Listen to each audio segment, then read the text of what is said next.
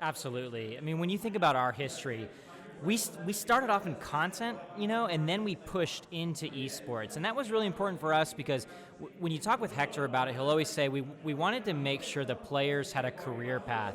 At the time when we were creating OpTic, 2006, 2007, right? And before we jumped into YouTube in 2009, there's not a lot of success you can have in esports from a financial perspective. It's not going to pay the bills. You have to go from tournament to tournament.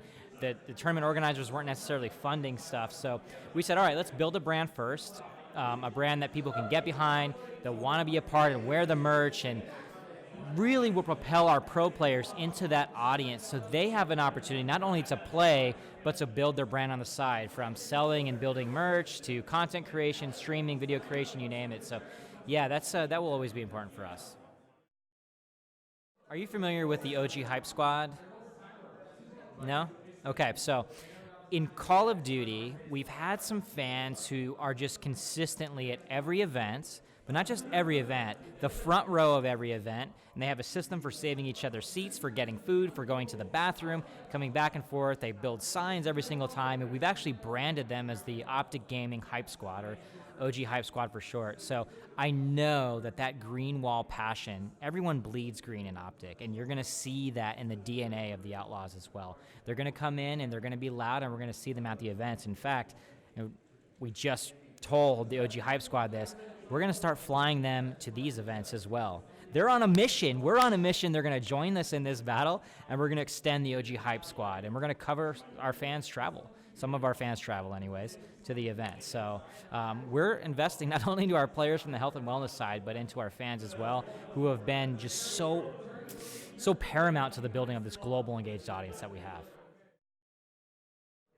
So the immediate person that comes to mind is Jake, right? He kind of reminds me of that all-American, sports pro player that you'd see. Maybe he was really popular in high school as the quarterback, and a transfer over to college, and everyone just expects big things out of him. But he's so talented, and he's so marketable, and he's really good with people, really good with fans, and really good on camera.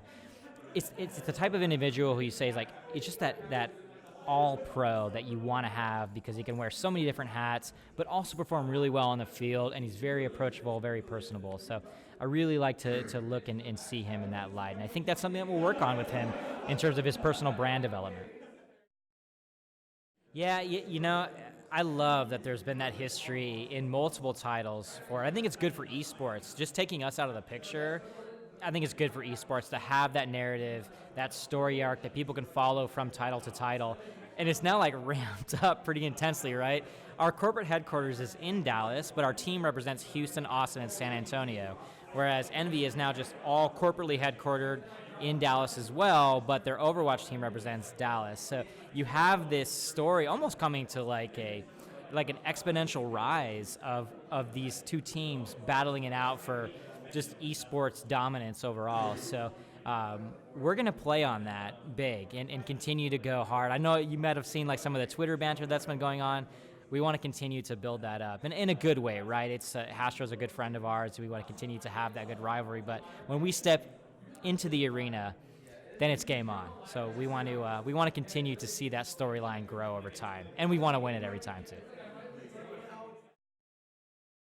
So good. I can't wait for that sweet moment when that thing finally happens. Like, ooh, I'm going to call Hastro right away. I'm going to like selfie on the screen and all of that stuff with the final score. It'll be nice, and especially because we just stepped into Overwatch, right? So Envy's got a storied history with Overwatch where they've been in the game for over a year. And we looked into Overwatch when it first came out, but the opportunities to really finalize didn't play through. And then, of course, you hear the rumors about Blizzard wanting to launch something. So for us to kind of be not playing catch-up, but coming in as kind of being the newcomers in this space, building this roster from scratch, we want to come in and make some loud noises. I know our players are ready. I mean, 50% of the Outlaws were on the Overwatch, the World Cup team for Team USA. So we want to continue to, we want to step in the game and make a loud noise to begin with. So we're here to play. We're here to play for sure.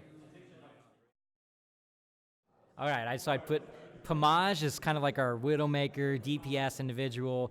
I bring in Big T, the greatest of all time, because he probably could play every role. In fact, it could just be Big T versus everyone, because he's the GOAT. I bring in Scumpy for DPS.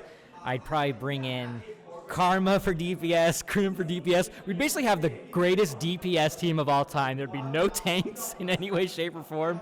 There'd be, it would be like it's probably a team of Widowmakers and like Tracers running around, and it would not go well. It would not go well in any way, shape, or form. But for the sake of discussion, I would put, let's see, I can't argue anything else, man. I think everyone would want to be a DPS player. And okay, let me rephrase that. You'd see Soldier 76s and Widowmakers. So Pamash and then everyone else bringing in all the history of Call of Duty coming in to be Soldier 76 across the board. So that would be the situation. For more Overwatch interviews and analysis, subscribe to our channel. You can also find stats, discussions, and more on our website and mobile app at blitzesports.com.